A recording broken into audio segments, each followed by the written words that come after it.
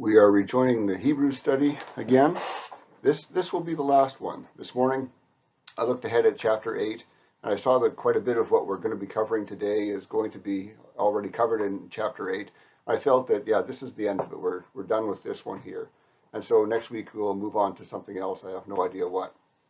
But for this week, we have a lot to cover, and it's a good chapter. And I think you'll enjoy it. And it's what we're going to call the Melchizedek chapter. You've heard of the faith chapter in Hebrews 11, and you've heard about the love chapter in Corinthians. This is the Melchizedek chapter. The whole chapter is about Melchizedek. And not really so much about Melchizedek, but about what Melchizedek means to Jesus being a priest. And earlier in chapter 5, I think it was, the author had said that he had much to say about Melchizedek. And here it comes, this whole chapter.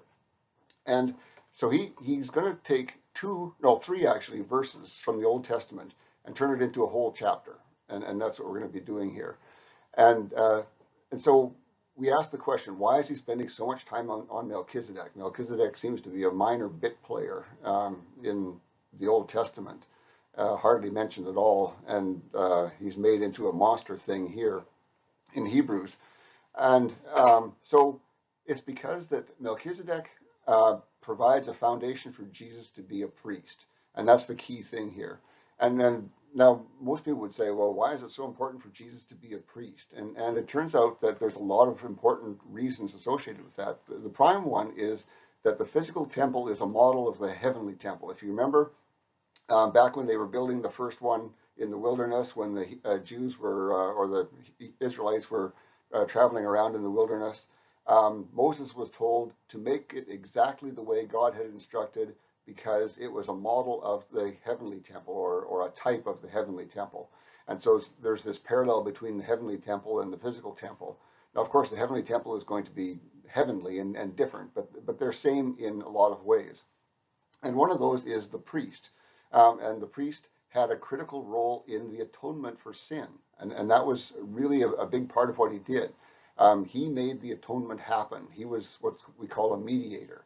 He was the person who settled the score, or settled the deal between God and man. So he was the person in between who made it possible for the two to be rejoined and harmonized.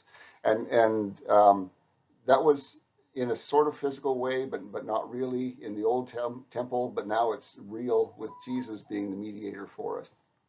And so being a priest is essential. It was necessary for there to be a heavenly priest and in the heavenly temple. And Jesus is that priest. And because he does that atonement for us there rather than in the physical temple. So it's critical. Without atonement, we have nothing. Our sins stand. And so it was necessary for him to be the priest who would bring the sacrificial blood, which was his own blood, and bring that as the payment, the atonement for the sins that we had done. And all that we needed to do was to believe in him, and that atonement would apply and cover our sins. So we don't always understand that in Christianity. A lot of Christians don't have a good basic understanding of theology, but it is very necessary that Jesus be a priest. And so that's why so much time is being spent here on this Melchizedek chapter. And as I said, it's based on 3 Old Testament verses, and he's going to bring these up over and over and over again in the chapter. And each time he's going to do that, he's going to pull something different from those verses. And the first one was from Genesis, and we covered these before, so I'll just kind of skip over them a bit. And the Genesis verse said that a male was coming who would be a blessing to all nations. And we know that that's the Messiah, Mashiach, Jesus, that's being talked about there. But he confirmed it with an oath, and he said that he swore by myself, is what he said. He swore an oath that this would happen. And so that was something important, and something that's going to come up here, especially that oath is going to come up in this chapter quite a few times. And it has in the past too. And so that's the first Genesis verse. The second Genesis verse is the one that actually talks about Melchizedek. And it brings up the idea that there was a priest of God before Aaron who was unconnected to Aaron in any way.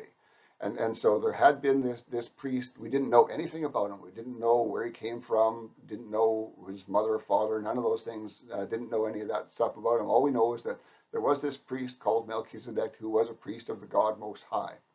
And so those two Genesis verses are really unconnected. They're about different, or they at least look to be unconnected. But what happened when the psalmist David gave us a prophecy by God is that he linked the two together. And he said that there would be another priest like Melchizedek. And so he said this after the old covenant had started. And when it had started, it had its priesthood that was based on Aaron and the descendants of Aaron. But what happens here is that in saying that, and the Psalms verse actually says, I have sworn and I will not lie, you are a priest forever in the order of Melchizedek. And so what he talks about, I have sworn and will not lie. So he's referring to the first of those Genesis verses where he made a promise and confirmed it with an oath. And then he says, you are a priest forever in the order of Melchizedek. And so he's referring to the second of those Genesis verses. So in the psalmist has linked, well, God has linked, of course, those two Genesis verses together to mean that this Messiah would also be a priest of God forever in the style of Melchizedek. So what has happened here is that those two verses have been joined together where they weren't previously joined together. So Melchizedek, who seemed like nothing up until this time, until King David gave that prophecy, suddenly he becomes a key element in what's going to become Christianity. And of course, back in King David's time, they didn't have the word Christian. But that's what's happened here is those two verses were linked together into something that people didn't realize about them. And this author here in Hebrews is going to dig a lot of meat out of that. And I want to preview this because we're going to be covering quite a bit of material. And so we're just going to do a quick preview, 2 slides that we're going to kind of cover the things that we're going to see in the verses, and then we'll get into the verses. So he's going to begin by saying Melchizedek was a type or a pattern for what Jesus would be.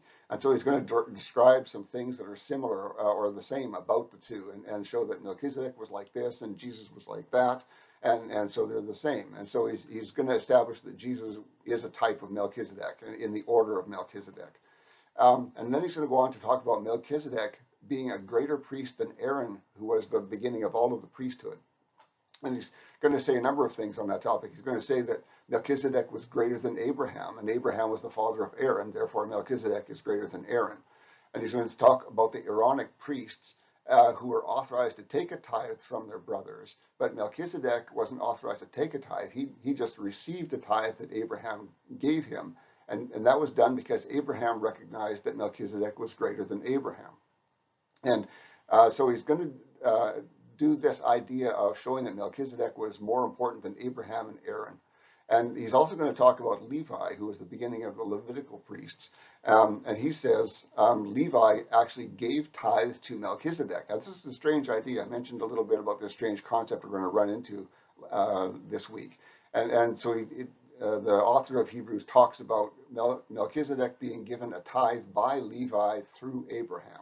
And although neither Levi or Melchizedek lived at the same time, that's an idea here that we're going to look at.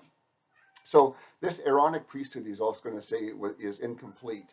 It was missing some things, and we saw some of that with the sacrifices for sin. But this author is going to say it was flawed in that it could not perfect people. It could not make people better. It could not help them to move towards being more like God. And that's something we've talked about many times before. The law and the priesthood that came from that just can't do that.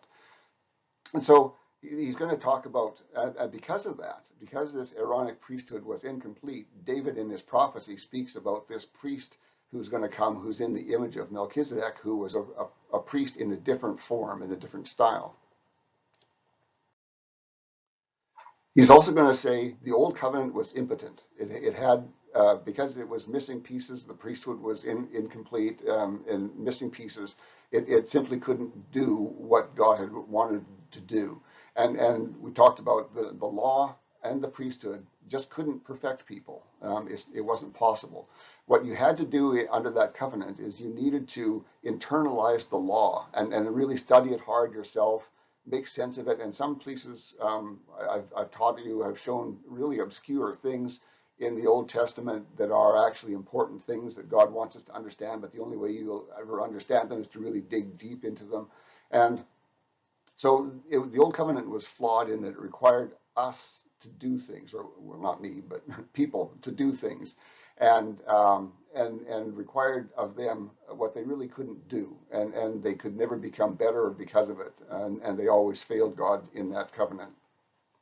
And he's going to say, because of this impotent old covenant, it's going to be replaced now by a better covenant with a better promise, and we can now approach God, who is the priest and like the mediator before the priesthood. And then he's going to wind up by saying, this covenant is entirely better. The priest cannot die as men do. The priest can give life for eternity. The priest offers prayers for us for as long as we live. The priest is pure, undefiled, and separate from sin. And the chief priest is not required to offer a sacrifice for himself. And he's going to say, men are not like that at all. So the priest of this covenant is entirely different from the priesthood.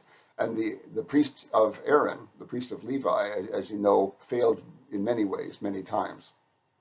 So that's a quick preview of where we're going to be going with the verses here. Dig through them. So starting in Hebrews 7, verses 1 and 2, he says, this Melchizedek is the king of Shalem, president of the Most High God, priest of the Most High God, and he met Abraham when he returned from the massacre of kings and blessed him. And Abraham distributed to him a tenth of everything that he had with him. But his name, the Melchizedek's name, is interpreted King of Righteousness. That's what the name means, Melchizedek. Melchi means king, Zedek means righteousness. And so he says this man's name, Melchizedek, means that he's the king of righteousness.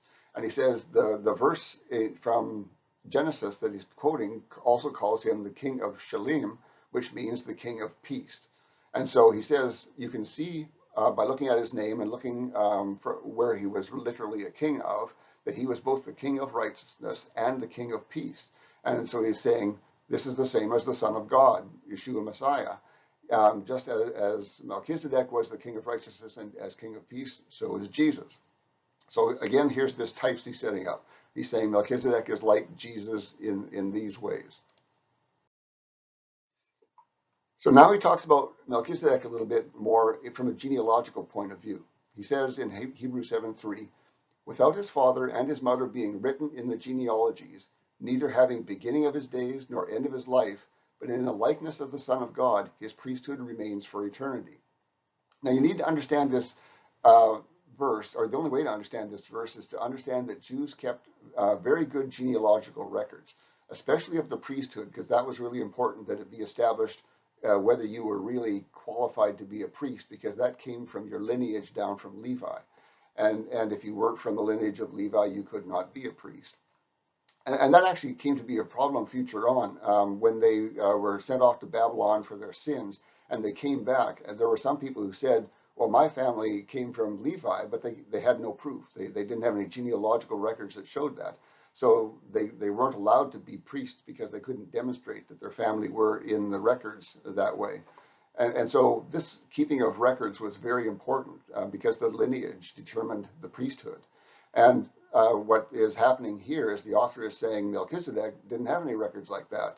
We don't know his father and mother, anything about their genealogies. We don't know when he was born, when he died, any of that thing. We know nothing about him. But nonetheless, he was a priest of God and a priest of the God Most High, and his priesthood remains as a type, a pattern that is going to be repeated again in the future. So the Son and the Son of God is the fulfillment of that type. He is the mold was shaped by Melchizedek, and Jesus fits into that mold, if you want to look at that way. So he's saying Melchizedek is a priest not by lineage, but because he was chosen by God. Unlike the priests that came after Levi, is that they were all chosen by their lineage, and not the same as Melchizedek at all, and not the same as Jesus, because Jesus wasn't chosen for his lineage either. So now we get into the idea that Melchizedek is greater than Abraham. And he does this in kind of a strange way, and we'll look at that. The verses say, but how much greater is this one, Melchizedek is who he's speaking about, than the man Abraham, chief of the fathers, to whom he gave the tithe of the best. So he's saying Melchizedek gave Abraham a tithe. And he says, for those of the sons of Levi who received a priesthood had a commandment of the law to take a tenth part from those people of their brethren, as also they had come forth from the loins of Abraham. So that's a complicated pair of verses there. So he begins by giving reasons why Melchizedek was greater than Abraham, and therefore greater than the Levitical priests that would come after Abraham from Abraham. And so the Levitical priests got their authority from the law, is what he says. And that authority entitled them to take a tithe from those people who were their brothers. And so the only reason they were allowed to take a tithe was because the law said that they could take a tithe. It wasn't, normally a tithe wouldn't be given that way. And the next verses are going to talk about that. So he says that the people in the Levitical priests were allowed to take a tithe from people because of what the law said. The law said it's for them to do that. And they would take part of the sacrifices and parts of other things, offerings and stuff like that. And those were their share. So, but he's going to be saying that it's not that way with Melchizedek. So this man, Melchizedek, he says, who is not written in their genealogies, received the tithe from Abraham and blessed him who had received the promise. But without dispute, he who is lesser is blessed by him who is greater than he. So he's establishing this is how tithing works. The person who is the lesser one gives a tithe to the one who is the greater one. And we don't understand that so much because we don't tithe that way. But that's how tithing works. The person who is the greater does not tithe the person who is the lesser. And so he's saying because Abraham gave a tithe to Melchizedek, then that shows that Melchizedek was greater than Abraham. That should be easy enough to follow. And so in the Aaronic priests, the ones that came from Levi, it was the law that gave them the authority to tithe, not because they were greater, because they were actually brothers. They were one of the brothers of that covenant of Abraham, Isaac, and Jacob. And so they would have had no right to receive a tithe because they weren't greater than their brothers. It was only because the law said that they had that right that they had it. But it was different from Melchizedek. Melchizedek received the tithe because Abraham recognized that he was greater than himself. So the next verse here is just a short one. And it says, and here the children of men who die receive tithes, but there he about whom the scriptures testify that he lives. Another complicated verse. And he's talking about the Son of God, Jesus. So he's saying in Israel, men receive tithes and eventually die. And they receive tithes that we talked about earlier from people who are less than them. Or in the case of the Israelites or the Jews, they receive tithes because they were authorized to by the law. So he says, that's the way it is in Israel and among mankind. But in heaven, the Son of God receives tithes. And he receives tithes because he is greater than us. And we are the ones who are lesser. And so it's right for us to give him those tithes. And so here's the thing to think about there. When we give tithes, we generally give them to a church. And so who are we really giving them to? Well, we may think that we're giving them to our church, but in fact, we're giving them to the Son of God, Jesus. And we give them through the church to receive and do his works. And so we don't always think of it that way. We think of it as giving to the church, but in fact, we're giving to God. And the church is expected to do God's will with the money that they've been given. They are the stewards of God's money. So now he's going to talk and extend this idea of Melchizedek being greater than Abraham, and he's going to extend it to Melchizedek being greater than Levi, who is the first of the priests. So the verse says, and as a man, let us say about him that by Abraham, Levi, who receives tithes, was caused to tithe. Very complicated idea there. For he was yet in the loins of his father when he met Melchizedek. So I talked about this being the strange part here. Abraham and Levi were actually 3 generations apart, and they never met because of that. Abraham died before Levi was born. And so how is it possible that Levi could have tithed Melchizedek that Abraham had tithed? Well, he couldn't have physically done it. The verse says he did it because he was yet in the loins of his father. So in what sense was Levi in the loins of his father? This is more of a conceptual thing than a real thing. It really just means that he hadn't been born yet, and we should understand it that way. He doesn't mean that, if I may use the words, that there was a sperm somehow in his body that would eventually become Levi. No. So he's really just speaking about the concept of Levi hadn't been born yet. Nonetheless, he did tithe in a sense, Melchizedek. And if you think about it the right way, you can see that. If your father gives a tithe to someone, you get less inheritance because of that. And so, in a sense, you gave that tithe. The tithe that your father gave is money that won't be coming to you, and therefore you gave a tithe as well because of that. If you can think of it that way, it makes some more sense that way. So he's saying here that Levi gave a tithe to Melchizedek through Abraham, and therefore that shows that Melchizedek is greater than not just Abraham, but also Levi. I hope that makes some sense. It's a difficult idea. So the point here, though, is exactly that Levi, who was greater than some as a priest, is less than Melchizedek. Melchizedek was a greater priest, a person who was a priest in a different right. So now we're going to talk about perfection, and this is going to come up a few times later on.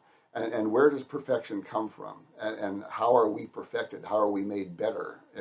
Perfection has always been a process, and we always take those steps to become more and more perfect, working towards a total perfection that we can't achieve, but hopefully moving forward. And so this idea of where does perfection come from is what we're going to be looking at next. And so the idea here is that perfection couldn't come from the law. And I talked about that a bit in the preview, and we'll see it here in these verses. So if perfection, therefore, is by the priesthood of Levi, for by it the law was established to the people, why was another priest needed to arise in the image of Melchizedek? But does it say that he would be in the image of Aaron? So he says, how are people perfected? He says they couldn't have been perfected by the law, because the law created this priesthood that was imperfect and impotent and couldn't do anything, and therefore the law also is imperfect and can't do anything. And so he asks, did the law taught by the priests perfect the people? And the answer is no, it couldn't have. They were essentially accountable for internalizing the law, as I said before, and making it change themselves. We have a Holy Spirit that helps us to do that. So that's why a new way was needed, and that's why a new priest was needed, a priest like Melchizedek. And that's what he's saying here, is that why was another priest needed to arise in the image of Melchizedek? And the reason is that the priesthood under Levi was impotent and couldn't do what God wanted it to do. And so he's saying here that the prophecy says Melchizedek is the source for the coming priest, which we know now to be Jesus, and not Aaron. So he's saying that Jesus comes from that pattern that Melchizedek set up, not from the lineage of Aaron. So now he talks about, because of this impotency in the priesthood and the law, a change, we could see that a change was going to be coming. And in fact, because Jesus has come, as the author is speaking before the author's time, he says this change has already come. So he says, just as there was a change in the priesthood, in this way there was also a change in the law. For he about whom these things were said, Jesus, was born from another tribe, from which a man never ministered at the altar. Now again, you have to understand your Judaism to understand what's being said here. So the Old Testament references to Melchizedek showed that there was going to be a change in the priesthood. The psalmist had said, there is going to be another priest in the order of Melchizedek who will come, and he said that during the time of the old priesthood. So we knew that there was going to be this person coming, and he tied it to the prophecy about the coming Messiah, and we knew that the Messiah was going to be that new priest. So we could tell from the Old Testament that there was going to be a change in the law, and he came, and there was a change in the law, and therefore there had to be a change in the law, because the law said who would be a priest. The law said it came from the tribe of Levi. That's who all the priests came from. So he says also, Yeshua, about whom we are speaking, was not from the lineage of Levi. Yeshua came from the tribe of Judah, and no one from the tribe of Judah had ever assisted with animal sacrifices or anything to do with that. There was nothing in the law that talked about anyone from Judah ever serving in that way.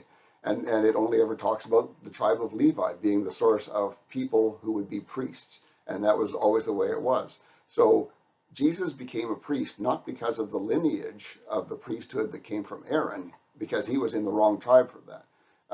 He came from Melchizedek, and so he is from that order of priests and not from the order of Aaron.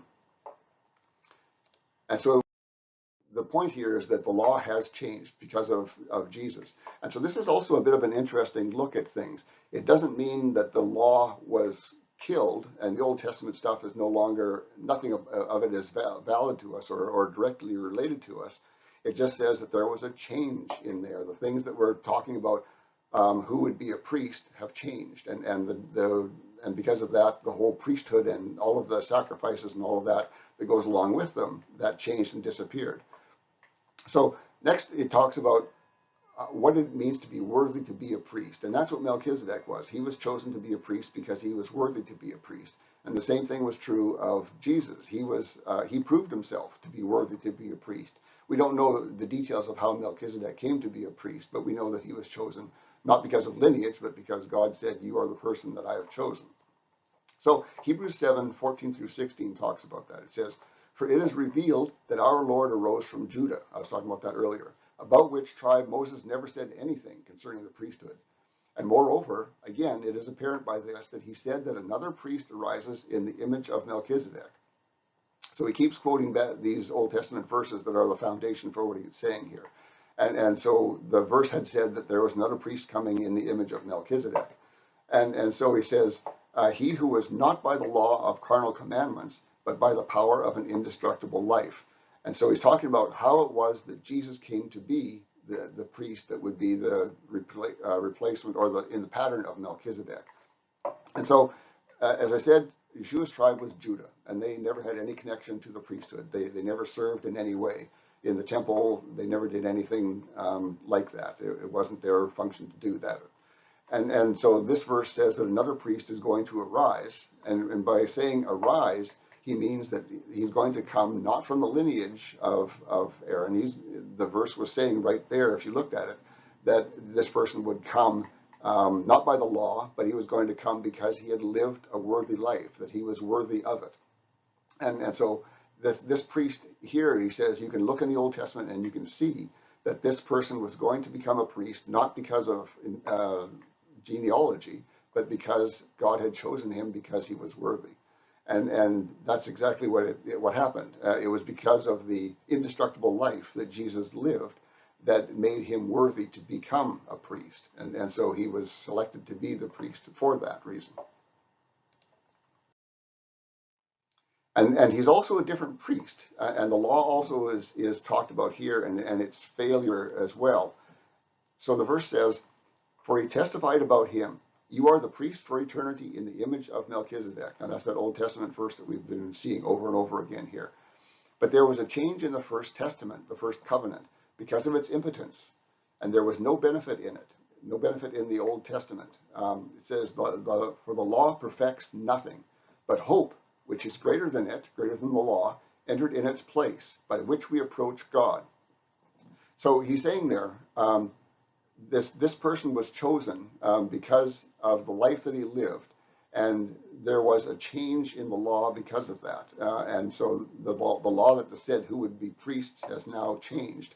And he says this verse that talked about you are the priest is talking about a person who would be different and would provide hope to us. And he's saying that the law was weak because a law can only ever tell you when you're wrong. A law can't tell you how to be better. And we know that from our driving laws, for example. There are lots of laws that we live in our lives, but driving is one that we hit a daily thing about speed limits and things to do when we're driving.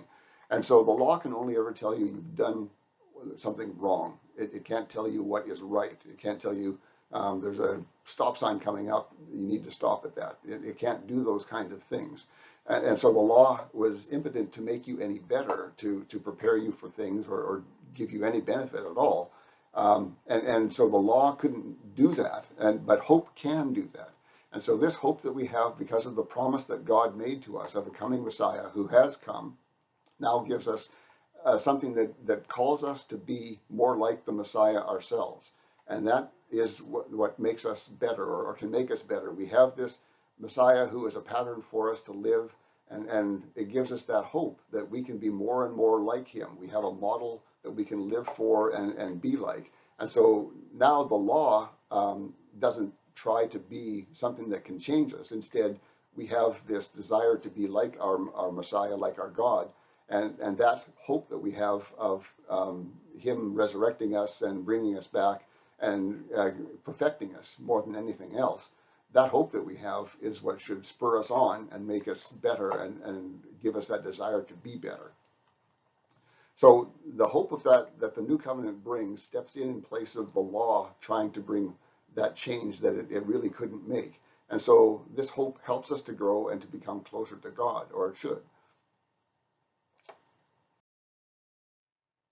Okay, now he talks about that oath. And remember when I was talking about the verses that this whole talk is based on, he says that the oath is part of that. And he brings it up here. He says, he confirmed it to us by an oath, for they were priests without an oath, but this one with an oath, as he said to him by David, the Lord Yahweh has sworn and will not lie that you are a priest for eternity in the image of Melchizedek. So he's quoting the psalmist again there. So what he's saying there is Yahweh's priesthood was confirmed by God giving that oath. And that's a rare oath that God ever gave in the Old Testament. I don't know how many there are of those. I only know of two. The only time that God also said, I swear by myself, as he said with this one, the only other time I know of is he said, I swear by myself that every knee will bow to me. And so it's a rare thing. God almost never swears by himself in the Old Testament. And so by giving this oath, he did something that was really quite special. And he confirmed that this coming priest that we know now as Yeshua was going to be something new and different.